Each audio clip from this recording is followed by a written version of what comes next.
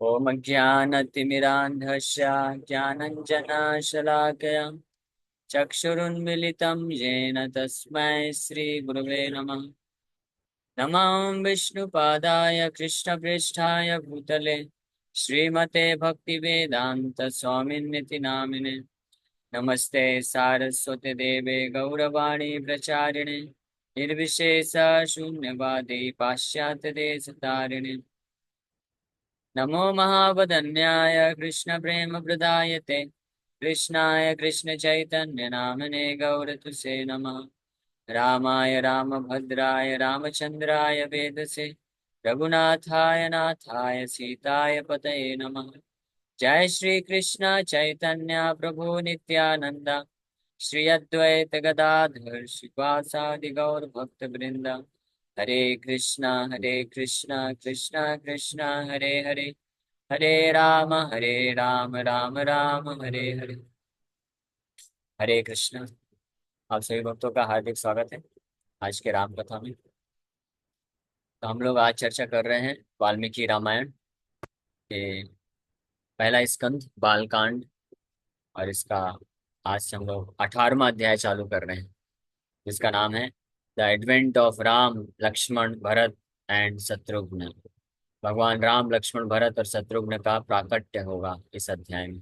इसके पिछले अध्यायों में 17 अध्यायों में आ, जो है किस प्रकार से दशरथ महाराज प्रिपेयर करते हैं, तैयारी करते हैं, अश्वमेध यज्ञ करते हैं और उसको सफलतापूर्वक करने के पश्चात सभी देवता लोग प्रकट होते हैं, भगवान भी प्रकट होते हैं, भगवान नारायण आते हैं और देवताओं के प्रार्थना में भगवान नारायण डिसाइड करते हैं कि अब वो प्रकट होंगे। और देवता लोग भी सजेस्ट करते हैं, भगवान ऑलरेडी भी ये सोच के आए ही थे कि दशरथ महाराज के 4 पुत्र के रूप में प्रकट होंगे। और इसके पश्चात ब्रह्मा जी सभी देवताओं को आदेश देते हैं कि आप सब भगवान राम को सहायता करने के लिए प्रकट हो जाइए, अवतरित हो जाइए। और देवता लोग अपने पुत्रों के माध्यम से वानर सेना के रूप में आते हैं। तो भगवान रामचंद्र को असिस्ट करने वाले जो वानर थे, वानर सेना थी, तो वो कोई साधारण नहीं थे। वो वानर, एक एक वानर जिस जिस देवता से आए थे उन देवताओं के बराबर शक्ति और सामर्थ्य, बुद्धि और सुंदरता उनके पास थी। इतने पावरफुल थे, है ना? इसीलिए तो जब कौन गया था, अंगद गए थे।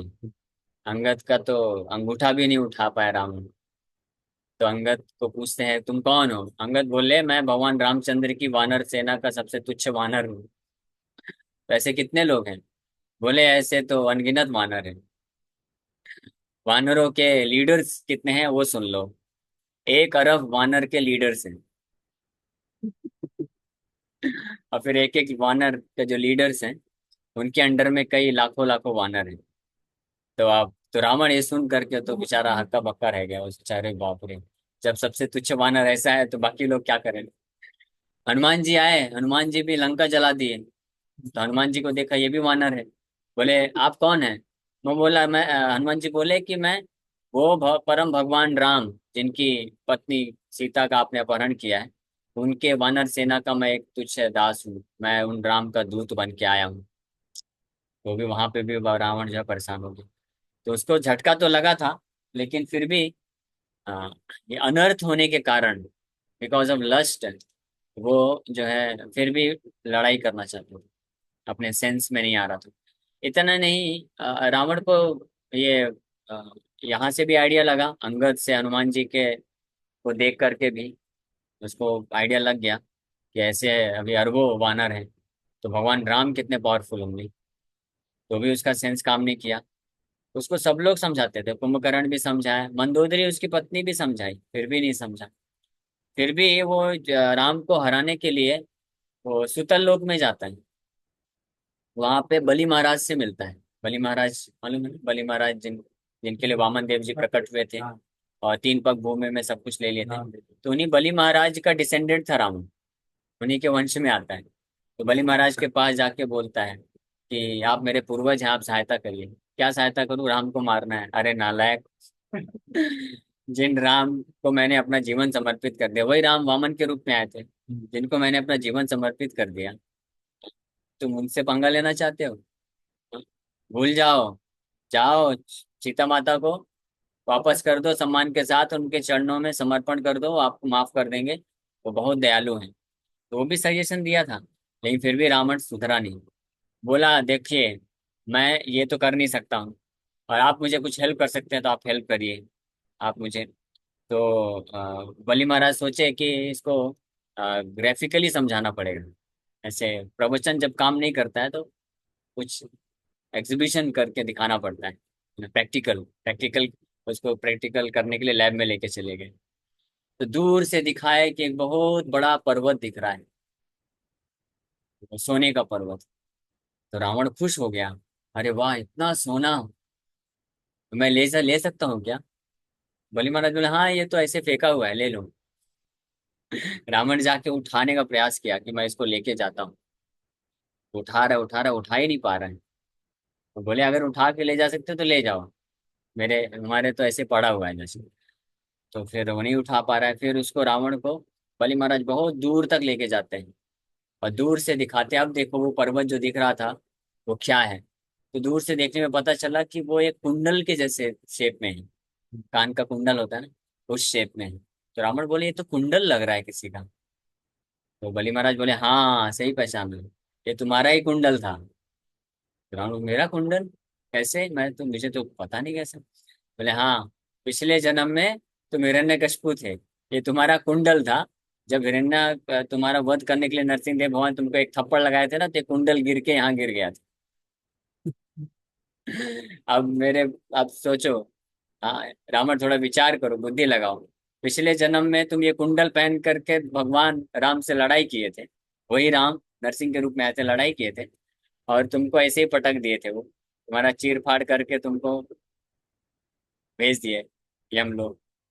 अब वही, अब वही तुम हिरण्यकशिपु अभी रावण के रूप में आए हो, और अपना कुंडल भी नहीं उठा पा रहे हो।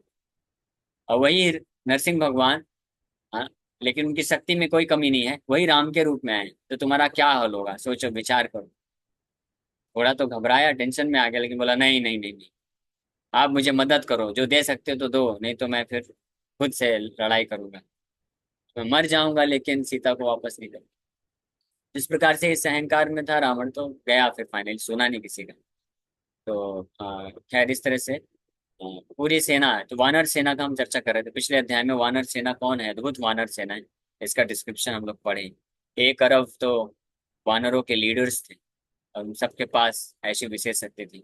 तो देवतागण ब्रह्मा जी की आज्ञा पे भगवान रामचंद्र को सहायता करते हैं अपने पुत्रों के माध्यम से। ये सब पुत्र हैं, वानर रूप लेके आए थे। इससे ये भी शिक्षा मिलती है कि आ, कि हम सेवा करते हैं भगवान कृष्ण का, तो कृष्ण की सेवा को हम बढ़ा सकते हैं, लाभ उठा सकते हैं। अपने बच्चों को अगर कृष्ण का भक्त बना देते हैं, या जो प्रचार करते हैं अपने फॉलोअर्स से, शिष्यों के माध्यम से, वो वही क्रेडिट प्राप्त कर सकते हैं। यानी अगर कोई व्यक्ति है, उनका पुत्र जो सेवा करता है भगवान का, तो उनको भी वही लाभ मिलता है। इसलिए जो जिनके पुत्र स्पेशली ब्रह्मचारी या सन्यासी बन जाते हैं, तो उनके माँ बाप को वही लाभ मिलता है जो फुल टाइम सेवा करने को मिलता है। पुणे में एक भक्त हैं, तो उनके 3 पुत्र हैं, और तीनों ब्रह्मचारी बन गए हैं, पूरा सेवा कर रहे हैं। और पिताजी भी, माता जी भी पूरे दीक्षित भक्त हैं, पूरा सेवा करते हैं मंदिर में। तो जब उनके भक्त लोग उनके घर में आते हैं, बोलते हैं प्रभु जी आपका बड़ा सौभाग्य है, आपके तो 3 3 पुत्र लोग आपको जैक लगा के लेके जाएंगे। तो बोलते हैं नहीं नहीं, मैं पुत्रों का जैक नहीं लूंगा, मैं खुद से जाऊंगा। तो खुद भी दृढ़ता पूर्वक भक्ति करते हैं। लेकिन ये एक फैक्ट है, क्योंकि जैसे एग्जाम्पल है ध्रुव महाराज का। ध्रुव महाराज जीवन समर्पित किए, उनकी माता को भी लाभ मिल गया। माता तो उतना तपस्या नहीं कर सकती थी, जंगल में जाके, जैसे ध्रुव महाराज जिस प्रकार से दृढ़ता पूर्वक तपस्या किए, ध्यान योग की, तो माता उतना नहीं कर सकती। लेकिन ध्रुव महाराज को फल मिला वैकुंठ जाने का, उनकी माँ को पहले मिला, कि माँ पहले वैकुंठ गई ध्रुव महाराज के कारण। तो ये हम लोग लास्ट अध्याय में चर्चा किए थे। अब प्रारंभ हो रहा है कि इस प्रकार से देवतागण अपने पुत्र वानर रूपी, वानर के रूप में प्रकट हो चुके हैं। अब फाइनली भगवान भी प्रकट होने वाले हैं। निवृत्ते तु कृतौ तस्मिन् हैमधे महात्मना प्रतिगृह्य सुराभागान् प्रतिजग्मुर्यथा गताम्. When the Ashwamedh and Putreshti sacrifices were concluded, the demigods accepted their shares of the offerings from the great soul Dasarath and returned to their respective abodes just as they had come. जब अश्वमेध यज्ञ सबसे पहले किया गया था, जो बहुत विशाल यज्ञ था, उसके बाद वो संपन्न होने के बाद पुत्रेष्टि, पुत्रों को प्राप्त करने के लिए यज्ञ किए थे दशरथ महाराज. जब ये भी हो गया तो देवता लोग अपने अपने ऑफरिंग्स को प्राप्त करके उस सभा से निकल जाते हैं.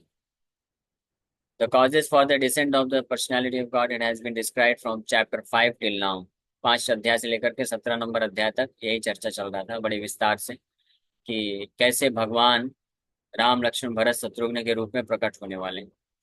So now finally this chapter describes the descent of the Lord. This verse re-describes the events set out towards the end of the chapter 16 and continues from there. तो इस अध्याय में ये वर्णन किया जाए. समाप्त दीक्षा नियम पत्नी गण समन्विता राविवेश पुरीं राजा सबृत्या बलवाहना. Having fulfilled his vows pertaining to the sacrificial initiation, the king began to go towards the city with his wives, servants, armed forces and vehicle.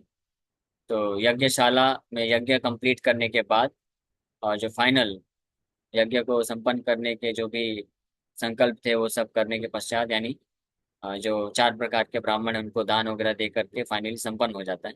वो करने के बाद अपने पत्नी और सेवकों और मिलिट्री स्ट्रेंथ के साथ निकल जाते हैं. कौन? दशरथ महाराज अपने राजमहल की तरफ चले जाते हैं. यथारं पूजितास्तेन राज्ञा वै पृथिवीश्वरा उदिता प्रययोर्देशान् प्रणम्य मुनिपुंगवम्. The kings of the earth, honored as appropriate by the king, were delighted and went to their countries after offering obeisances unto Vasishtha, the best of the sages. तो वशिष्ठ के मुख्य कुल गुरु थे, लेकिन इस यज्ञ के जो डायरेक्टर थे वो ऋष्यशृंग थे. ऋष्यशृंग के डायरेक्टरशिप में यह यज्ञ किया गया था और पूरे पृथ्वी से जितने भी देश थे सभी देशों के राजा लोग आए थे. और केवल राजा मतलब आया तो मतलब अकेले नहीं, उनकी पूरी टोली आई थी. सब लोग अपना अपना कई ट्रेन बुक करके आए थे और इस यज्ञ को करने के लिए, और कई दिन तक वो लोग रुके थे जब तक यज्ञ संपन्न नहीं हो गया. और उनके रहने का उनके लिए एकोमोडेशन बनाया गया था सबके लिए, और फिर उनका खाने पीने का बंदोबस्त, फिर उनको गिफ्ट देना, तो बहुत खर्चीला होता है. इसलिए ये अश्वमेध यज्ञ कोई राजा, साधारण राजा भी करने में समर्थ नहीं हो पाता. तो इसलिए केवल जो चक्रवर्ती सम्राट होते थे तो वो लोग कर पाते थे. और वो भी कैसे करते थे? अश्व को भेजते थे और वो अश्व जिस जिस राज्य में जाता था वो राजा उनको टैक्स देता था इस यज्ञ को करने के लिए. यानी अपने खुद के राजकोष से वो करने में सफल नहीं हो पाते थे. सबसे टैक्सेस डोनेशन लेकर के, बोल सकते हैं सरल भाषा में, डोनेशन टैक्स के रूप में लेकर के यज्ञ को करते थे. तो ऐसे एक अश्वमेध यज्ञ करना भी बहुत भारी काम है. आज के समय में तो अमेरिका जैसा देश भी नहीं कर पाएगा, अपनी पूरी संपत्ति भी लगा देगा तब भी नहीं कर पाएगा. कि सारे जितने भी कंट्रीज हैं के सभी क्षत्रियों को, ब्राह्मणों को, वैश्य वैसे तो है ही नहीं, कोई ब्राह्मण क्षत्रिय है नहीं, तो सबको बुला करके उनको एकोमोडेट करना, उनको खिलाना पिलाना, गिफ्ट देना. और ये भी एक कंडीशन थी कि हम लोग पहले चर्चा कर चुके, आया था. ये भी कंडीशन थी कि जिसको भी इनवाइट किया गया, जो भी गेस्ट आए हैं, वो डिससेटिस्फाइड नहीं होने चाहिए. अगर कोई भी गेस्ट असंतुष्ट हो गया किसी भी प्रकार से, हाँ, कि मेरे को एकोमोडेशन सही नहीं दिया, बिना एसी वाला दे दिया, एसी से पानी निकल रहा है, ये कैसा अरेंजमेंट है? यज्ञ कर रहे हैं, हमको बुलाया है और इस प्रकार से खाने का बंदोबस्त नहीं है, टाइम पे प्रसाद नहीं आया. यात्रा में ये सब होता रहता है. अगर 50-60 लोगों का यात्रा भी मैनेज करना है, कितना भारी टास्क है. किसी को रूम प्रॉपर नहीं मिला तो किसी को खाने के लिए नहीं मिला सही से तो कंप्लेन करते हैं. तो यात्रा भी एक यज्ञ के समान ही है. तो लेकिन तो वैसे ही यज्ञ कर रहे हैं, तो अगर कोई भी एक जन भी डिससेटिस्फाइड हो गया तो यात्रा, वो यज्ञ विफल हो गया, खत्म. इसलिए जनरली बहुत कठिन होता था. तो ऐसे 100 बार अश्वमेध यज्ञ जो कर लेता था सक्सेसफुली, वो इंद्र का पद को प्राप्त करने के लिए योग्य हो जाता था. इंद्र का पद मतलब फिर इंद्र रहता था, वो लगभग एक मनवंतर एक मनवंतर के लिए रहता था. ब्रह्मा जी का 432 करोड़ साल का 14वां हिस्सा। कितना आएगा? लगभग 43 करोड़ से भी उसका 35 करोड़ बोल सकते हैं। In between 30 to 35 crore. तो 30 से 35 करोड़ साल के आसपास व्यक्ति इंद्र पद को प्राप्त करने के लिए इतने पापड़ बेलने पड़ते, 100 अश्वमेध यज्ञ करने। लेकिन इसको बोला गया है कि ये अल्पमेध शाम, जो कम बुद्धिमान लोग होते हैं वो ये सब कार्य में लगते हैं। तो अब सोचिए, इस संसार में लोग अपना ये मनुष्य जीवन, दुर्लभ मनुष्य जीवन को व्यर्थ गवा देते हैं, क्या पद प्राप्त करने के लिए? कुछ छोटी सी किसी कंपनी में, गूगल में सीईओ का पद या मैनेजर का पद प्राप्त करने के लिए, या छोटा सा एक फ्लैट प्राप्त करने के लिए केवल मनुष्य जीवन को व्यर्थ गवा देते हैं। जबकि इस मनुष्य जीवन का इस्तेमाल कर सकता है कोई भगवान का, अगर शुद्ध भक्ति मार्ग को स्वीकार कर लेता है और संकीर्तन यज्ञ कर लेता है, तो संकीर्तन यज्ञ को करने का क्या फल है, इस पे अगर कोई विचार करेगा तो अपने आप समझ जाएगा कि क्या इतना व्यर्थ गवा रहे हैं सब। और 100 अश्वमेध यज्ञ करने से क्या मिलता है, और ये उस यज्ञ को करने का कितना मगजमारी है। संकीर्तन यज्ञ को बोला गया है कि अगर कोई संकीर्तन यज्ञ करता है और ये सोचता है कि इस संकीर्तन यज्ञ हरिनाम जप को करने से ये 10 कोटि अश्वमेध यज्ञ करने का फल मिलेगा, 10 करोड़ अश्वमेध यज्ञ करने का फल मिलेगा, तो ऐसा व्यक्ति, ऐसा पाखंडी व्यक्ति को यमराज के यहाँ दंडित करना चाहिए, जो ये सोचता है कि भगवान के नाम जप करने के बदले में, ये भी नाम यज्ञ है, तो नाम यज्ञ करने के बदले में 10 करोड़ अश्वमेध यज्ञ करने का फल मिलेगा, तो ऐसा पाखंडी व्यक्ति को यमराज के पास दंडित करने के लिए भेज देना चाहिए। Is qualified to be punished by Yamraj. इसका मतलब क्या है कि भगवान के नाम यज्ञ 10 कोटि अश्वमेध यज्ञ के भी बराबर नहीं। अब एक यज्ञ करने का क्या है ना, तो आप सोच सकते हैं क्यों ऐसा। क्योंकि कोई 10 कोटि अश्वमेध यज्ञ भी कर लेगा तो भी क्या बनेगा? इंद्र ही बनेगा। कितने बार इंद्र बनेगा? 1 लाख बार बनेगा शायद, नहीं 1 करोड़ बार बन जाएगा। 10 10 लाख बार, 100 से डिवाइड कर दीजिए। 100 बार, 100 यज्ञ करेगा तो एक बार इंद्र बनेगा, और 10 करोड़ यज्ञ करेगा तो 10 लाख बार इंद्र बन जाएगा। लेकिन 10 लाख बार भी इंद्र बनेगा तो बार बार इधर ही आना पड़ेगा ना, इस भौतिक जगत में ही रहेगा। लेकिन भगवान का नाम यज्ञ कर लिया, संकीर्तन यज्ञ, भगवान के नाम का शुद्ध नाम जप कर लिया, तो इसी जन्म में उस दिव्य स्थिति को प्राप्त कर सकता है, भगवान के धाम को, जहां से उसको कभी आने की आवश्यकता नहीं। तो इसलिए कंपैरिजन नहीं किया जा सकता। इसलिए कृष्णदास कविराज गोस्वामी तो बहुत भड़क जाते हैं ऐसे व्यक्ति के ऊपर। तो अब हम विचार कर सकते हैं कि कहाँ हम लोग ये मनुष्य जीवन को प्राप्त किए हैं, और अगर इस भक्ति मार्ग को स्वीकार नहीं करते हैं तो कितना कितना बड़ा लॉस है, कितना बड़ा हम बहुमूल्य चीज को खो रहे हैं। खैर एनीवे, तो यहाँ पे दशरथ महाराज यज्ञ करके निकल गए। यथारम पूजितास्तेन राज्ञा वै पृथ्वीश्वरा उदिता प्रयुर्देशाम देशान प्रणम्य मुनि पुंगवम। इस प्रकार से जितने भी अन्य राजा लोग आए थे वो लोग भी निकल जाते हैं अपने अपने निवास स्थान पे, यानी सक्सेसफुली हो गया दशरथ महाराज के द्वारा ये यज्ञ। श्रीमताम गच्छताम तेषाम स्वपुराणी पुरातता बलानि राज्ञां सुप्राणि प्ररिष्टानि चकाशिरे। The splendid armed forces of those prosperous kings going to their own cities from Ayodhya then shone with great happiness।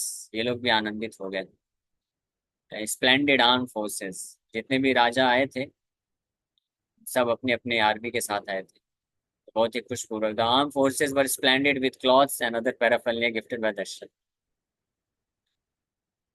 तो जब ये लोग विदाई हो रही है हर अलग अलग देशों के राजाओं की, तो राजा के साथ उनके मिनिस्टर्स, सर्वेंट्स और पूरी फोर्स है। अब और अलग अलग राजा अपने अपने औकात के हिसाब से लेके आए हों, तो सबके लिए अरेंजमेंट करना है। कोई बहुत बड़े देश का राजा होगा तो हो सकता है 10,000 सेना, 20,000, 50,000 सेना भी लेके आया हूँ, तो सबके लिए अरेंजमेंट करके रखा गया था। और जब वो वापस जा रहे हैं यज्ञ सफल होने के बाद, तो बहुत सब लोग बहुत खुश हैं। हाँ, क्यों खुश हैं? और लिखा है यहाँ पे श्रीमताम गच्छताम तेषाम। श्रीमताम मतलब वेरी प्रॉस्परस, स्प्लेंडेड। क्यों? Because they were gifted abundantly. सबको प्रचुर मात्रा में गिफ्ट दिए हैं, भर भर के गिफ्ट दिए हैं दशरथ महाराज, इसलिए वो लोग बड़े खुशी होकर के जा रहे हैं।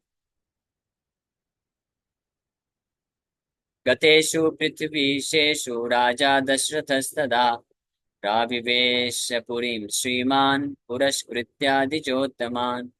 When those kings had departed, the handsome King Dashrath entered the city, keeping the best of the toys born in front.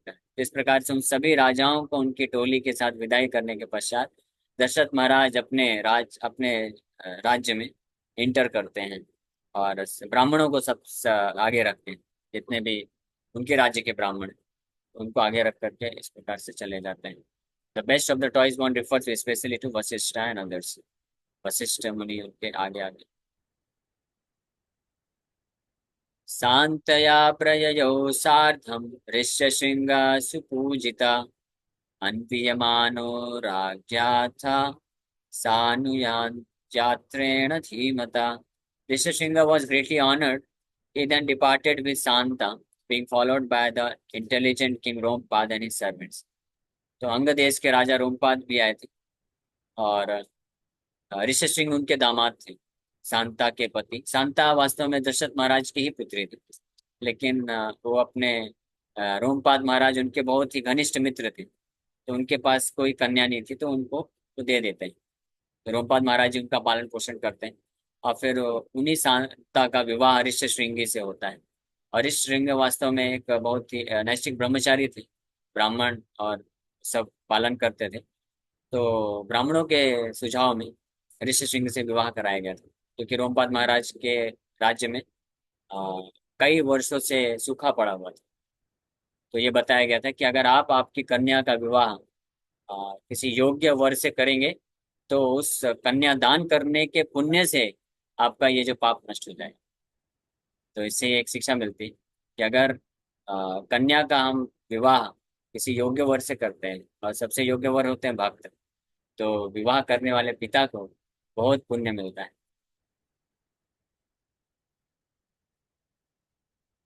तो इस प्रकार से ऋष्यशृंगा भी अपने पत्नी शांता और ससुर रोमपाद महाराज और उनके साथ उनकी पूरी टोली है, वो भी निकल जाते हैं अंग देश की तरफ. एवं विसृज्य तान् सर्वान् राजा संपूर्ण मानसा वाससुचितस्तत्र पुत्रोत्पत्तिं विचिन्तयन्. Having sent off all the other brahmanas in the same manner, the king, his desires having been fulfilled, happily resided there, thinking about the forthcoming births of his sons. इस प्रकार से सभी ब्राह्मणों को, क्षत्रियों को और सबको उनके उनके निवास स्थान पे विदाई देने के पश्चात दशरथ महाराज अब बहुत ही आनंद पूर्वक उत्साह के साथ इंतजार कर रहे हैं अपने इन चार पुत्रों के प्रकट होने के लिए, क्योंकि ऑलरेडी प्रिडिक्शन हो गया है कि ये अमित तेजसा मतलब एक्सेप्शनली पावरफुल इनको पुत्र मिलने वाले.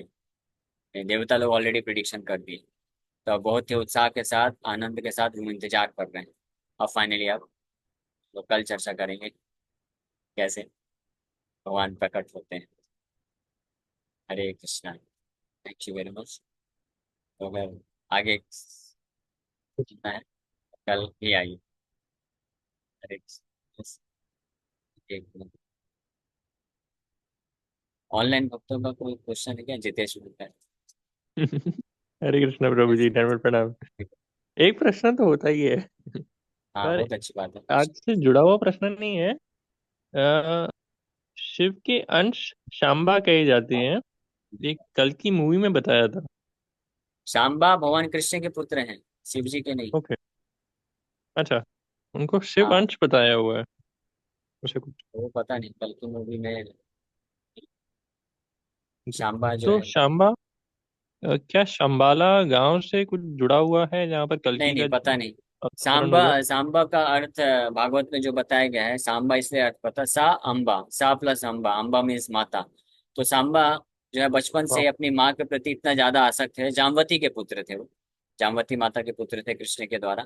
तो माँ से उनको बहुत आसक्ति थी, हमेशा माँ के साथ ही रहते थे, इसलिए उनका वाह. नाम ही रख दिया सांबा. सांबा वाह. माँ के साथ रहने वाले. लेकिन बहुत ही पावरफुल थे, एक्सेप्शनली पावरफुल थे. पूछा भी कौन से दिन पे प्रभु जी? नवरात्रि स्टार्ट हुए आज.